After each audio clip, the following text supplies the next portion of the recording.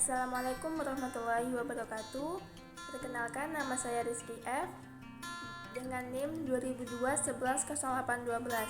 Di sini saya akan memenuhi tugas individu mata kuliah Manajemen Operasional F, yaitu di sini saya akan mempresentasikan materi yang berjudul Capacity Planning. Apa itu kapasitas? Kapasitas adalah sumber daya yang dimiliki oleh perusahaan yang digunakan untuk menciptakan suatu nilai tambah di dalam kegiatan prosesnya untuk menghasilkan produk atau jasa. Kemudian yang kedua yaitu adalah pengertian kapasitas mempunyai 3 perspektif. Yang pertama yaitu kapasitas desain, yaitu menunjukkan output maksimal pada kondisi ideal di mana tidak terdapat konflik penjadwalan, tidak ada produk yang cacat dan perawatan yang rutin. Kemudian yang kedua yaitu kapasitas efektif, yaitu menunjukkan output maksimal pada tingkat operasi tertentu. Kemudian yang ketiga, kapasitas aktual, menunjukkan output nyata yang dapat dihasilkan oleh fasilitas produksi.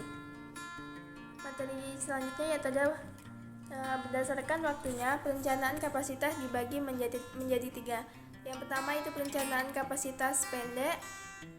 Perencanaan kapasitas jangka pendek yaitu kurang lebih 3 bulan. Kemudian yang kedua, perencanaan kapasitas jangka menengah. Perencanaan kapasitas jangka menengah yaitu rencana bulanan atau kuartalan untuk 3-36 bulan yang akan datang. Kemudian yang ketiga yaitu perencanaan kapasitas jangka panjang. Perencanaan kapasitas jangka panjang lebih dari 3 tahun. Kemudian tujuan perencanaan kapasitas, yaitu yang pertama adalah meramalkan permintaan produksi yang ditanyakan dalam jumlah produksi sebagai fungsi dari waktu. Yang kedua yaitu menetapkan jumlah saat pemesanan, bahan baku, serta komponen secara otonomis dan terpadu.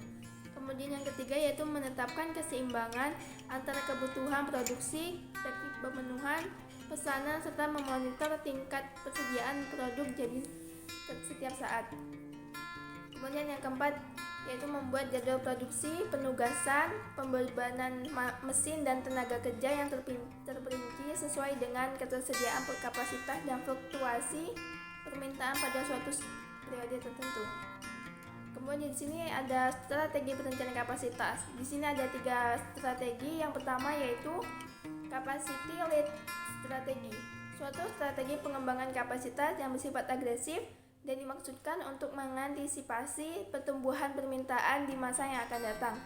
Kemudian yang kedua yaitu capacity lag strategi. Suatu strategi pengembangan kapasitas yang bersifat konservatif.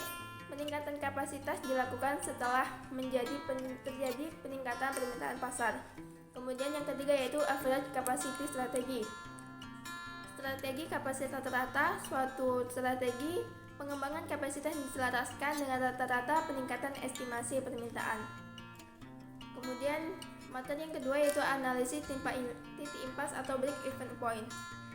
Titik impas juga sering disebut dengan break even point, yaitu adalah kondisi di mana jumlah keseluruhan pendapatan sama dengan jumlah keseluruhan pengeluaran dalam setiap produksi barang atau jasa.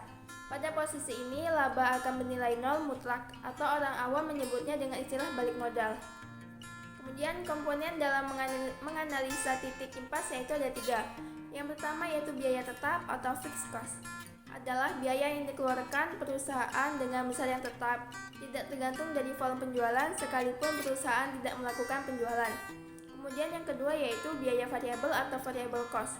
Adalah biaya yang besarnya bervariasi sesuai dengan jumlah unit yang dijual. Kemudian terakhir atau yang ketiga yaitu pendapatan atau revenue. Adalah elemen lain dari analisis break even yang diasumsikan berbentuk linear, besarnya bertambah sesuai dengan pertambahan volume penjualan. Kemudian di sini ada perhitungan untuk menghitung titik impas atau break even point.